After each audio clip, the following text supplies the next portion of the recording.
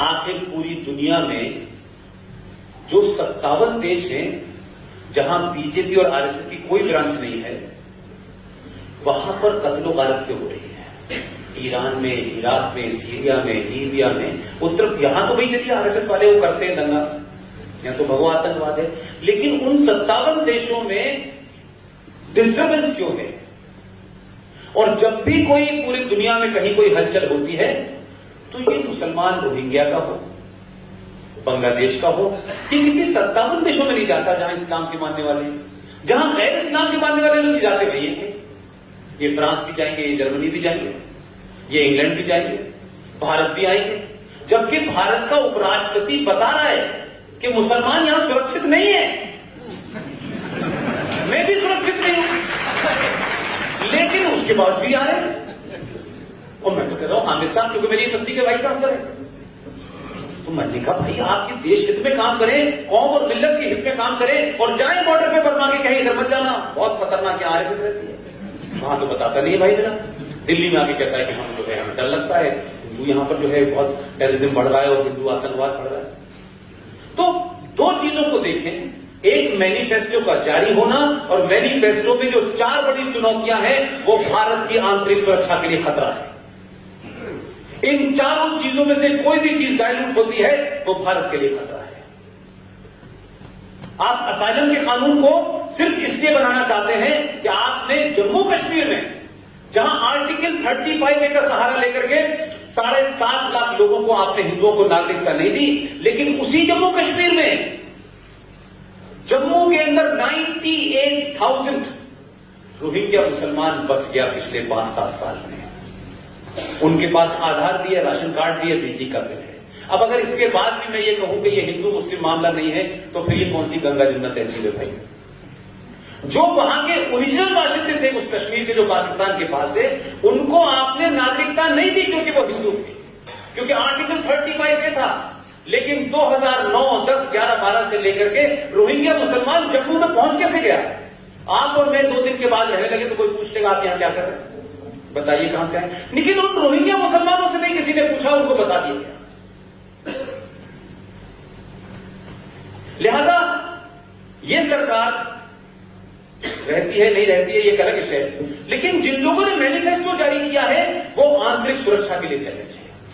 इसलिए मैं कह रहा हूं कि 70 साल पहले जो चीजें की गई, संवैधानिक तौर पे की गई, और जिस तरीके से एक के बाद आती चली गई, उससे उन आतंकवादियों को, उन गद्दारों को, देश तोड़ने वाली ताकतों को लगातार कहां से ऑक्सीजन मिल रही थी, ये इस मैनिफेस्टो के बाद ओपन हो गया। अब कोई कंफ्यूजन नहीं है, अब कोई कंफ्यूजन नहीं है। इसलिए अपना वोट जब 23 तारीख को आप डालने जाएं तो भारत के संविधान का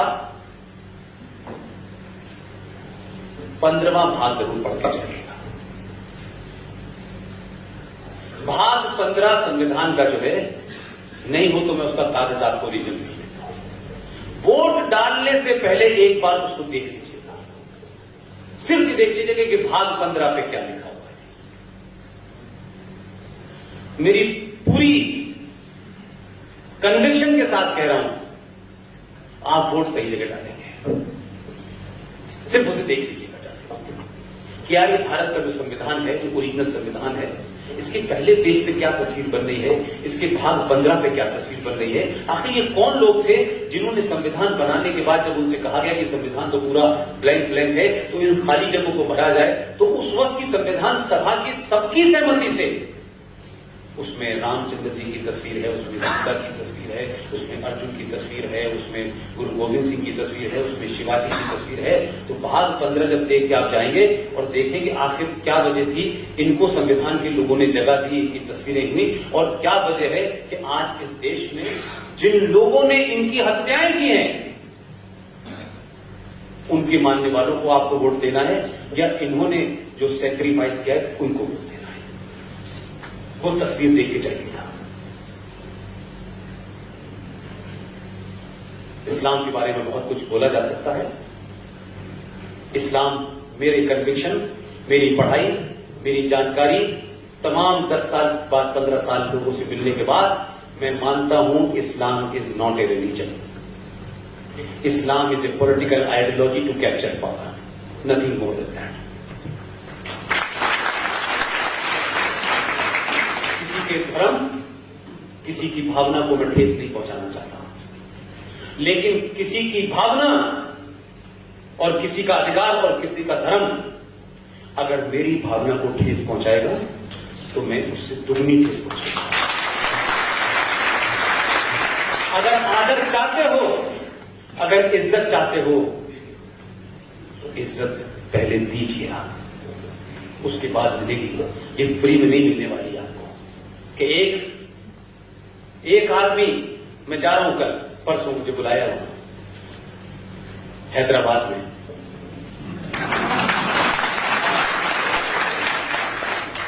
मुझसे कहा पुष्पेंद्र जी आपको आना है। मैंने यहां जो हमारे साथी हैं ये हरीश भाई, इन्होंने बड़ौदा में 2 प्रोग्राम रखे। मैंने कहा एक कैंसिल कर दीजिए 9 तारीख का, क्योंकि 9 तारीख को शाम 5 बजे वहां जो टाइम होता है कैंपेसिंग का वो खत्म हो जाएगा। मैं किसी पार्टी के लिए नहीं जा रहा, लोगों ने कहा जो आप कहते बस यहां कह दीजिए। वो असदुद्दीन की कॉन्स्टिट्यूंसी है, मैं इसलिए होना चाह रहा हूं। ताज्जुब देखिए कि जो इस देश की पार्लियामेंट में बैठे हुए हैं वो आपके ऊपर एहसान करते हुए क्या कहते हैं कि हम जब भारत पाकिस्तान बन रहा था तो हम पाकिस्तान नहीं गए, हमने 2 नेशन थ्योरी का विरोध किया, हमारे बाप दादे इसी मट्टी में हैं, हम यहां से नहीं जाएंगे। तो उसका छोटा भाई कहता है जब हम जाएंगे तो लाल किला ले जाएंगे, गोलकुंडा ले जाएंगे, ताजमहल ले जाएंगे। तो भाई मैंने कहा 47 भी गए थे, अभी तक तो ये यही है। उन लोगों का इतिहास इस देश को बताने की आवश्यकता नहीं है भाई, जिनका दादा सैयद कासिम रिजवी 1946 में मजलिसे इत्तेहादुल मुस्लिमीन उस पार्टी का चीफ था। उसने भारत में विलय के लिए, कि भारत से विलय न हो इसके लिए सशस्त्र विद्रोह किया और 1 लाख रजाकारों की फौज बनाई जिसने भारत की सेना से लड़ाई की। वो तो आपके देश का, आपके राज्य का बड़ा भला है, बड़ा कर्म है कि आप लोग भी आज भी 50-50 साल बाद भेजते हो। जरा जल्दी जल्दी भेजो। उस आदमी ने इसको तय किया और ऑपरेशन हुआ, और ऑपरेशन के बाद जो रजाकार थे उनकी खूब तोड़ाई की, कासिम रिजवी को जेल में डाला, लिखित में उसने कहा कि मुझे छोड़ दो, मैं सीधा पाकिस्तान जाना चाहता हूं। वो ही मजलिसे इत्तेहादुल मुस्लिमीन उस 47 की घटना के बाद जब उनको समझ आ गया कि पटेल जी ने तो हमें निपटा दिया है, अगर उनको पता होता कि 50 साल बाद एक और पटेल आने वाला है तो ये कभी भाषा नहीं बोलते। उन्होंने क्या किया, वो कह रहे हैं कि हम गए नहीं, तुम जाना चाहते थे, तुमने तो फौज बनाई थी। वो तो भला हो पटेल का कि फौज का पता नहीं हो, कमांडर का पता नहीं कहां है। वो लोग इस देश में माइनॉरिटी की तरह नहीं रहते। माइनॉरिटी की तरह रहने का मतलब ये नहीं है कि आप किसी से डर के रहें, लेकिन माइनॉरिटी का ये भी मतलब नहीं है कि इस देश की मेजॉरिटी को आप खुलेआम गाली दें, क्योंकि वो रेप नहीं करती। तो कोई कहता है 15 मिनट के लिए पुलिस हटा दो, हम बता देंगे आपने किसी देर के लिए हटाई थी। सब कुछ समझ में नहीं आया। मैं कह रहा हूं कि जो एक्सपेरिमेंट हो गया है गुजरात में, इससे कहीं पूरा देश प्रेरणा नहीं ले ले।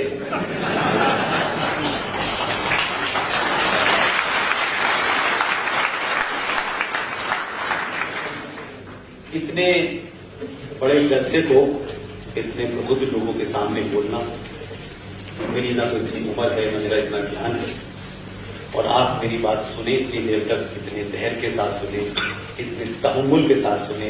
मेरी उर्दू भी आपने बर्दाश्त की, कुरान भी बर्दाश्त किया, लेकिन मैं एक ही बात की समझ से इसलिए कह रहा हूं कि ये स्पीच जब पढ़ेगी, मेरे बहुत मित्र हैं कल मेरे साथ कार में आ रहे थे, कुछ देर से कुछ कहना चाहते थे, इनके चेहरे के एक्सप्रेशन से मैंने कहा आप कह दीजिए अगर कोई बात ऐसे है मन में आपके। मैं भी पहली बार इनसे मिला, तो इन्होंने कहा मैं एक बात आपसे पूछना चाहता हूं। मैंने कहा पूछ ही लीजिए, मैं तो एक ही बात बता रहा हूं सबको। इन्होंने कहा मेरी कह के रुके, तो मैंने कहा आपकी पत्नी ने कुछ कहा है क्या? बोले आपने बिल्कुल सही पकड़ा। मैंने कहा मैं ये भी बता देता हूं कि आपकी पत्नी ने क्या कहा है। बोले जैसे ही वो आपकी स्पीच उसने सुनी, बोले ये तो मुसलमान है, ये क्या बिस्मिल्लाहिर्रहमानिर्रहीम कहता है, मैं इसकी बात ही नहीं सुनूंगी। मैंने कहा यार मैं तो 10 सेकंड के लिए बोलता हूं, उतने में मुझे मुसलमान बना दिया आपने। तो ये जो बिस्मिल्लाहिर्रहमानिर्रहीम के बारे में बहुत सारे लोग लिखते हैं, बहुत सारे लोग कहते हैं आप जय श्री राम क्यों नहीं कहते? मैंने कहा जय श्री राम के लिए यूपी में मुख्यमंत्री है तो यार तो कहते हैं ना भाई। बिस्मिल्लाहिर्रहमानिर्रहीम का सिर्फ इतना ही मतलब होता है कि मैं अपनी बातचीत अल्लाह का नाम लेके शुरू करता हूं। अब मुझे बताइए ये नाइंसाफी है कि नहीं? मैं 1 घंटे तक कुरान शरीफ पे बोलूं, मोहम्मद साहब पे बोलूं और अल्लाह का नाम ले लूं, उसका ग्रेटफुल होके तो बात करूं। आप लोगों ने मुझे सुना, सच बता रहा हूं कि इतने सारे प्रोग्राम हुए, इतनी तादाद में, इतने पेशेंस के साथ, इतने डिसिप्लिन के साथ, इतने प्रबुद्ध लोग किसी शहर में मुझे सुनने आए, इसके लिए मैं आपका तहे दिल से शुक्रगुजार हूं। लेकिन इसी वादे के साथ मैं आपसे कह रहा हूं कि ये पानीपत का चौथा युद्ध है,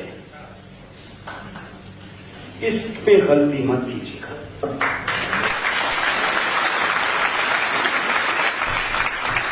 कुछ गलतियां इतिहास में जिन्होंने की हैं उसको हम लोग भुगत रहे हैं।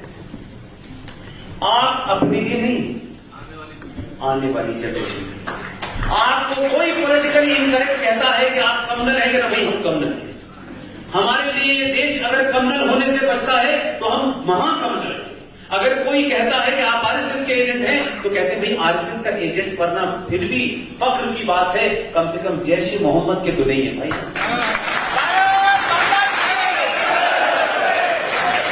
बहुत बहुत शुक्रिया, खुदा हाफिज।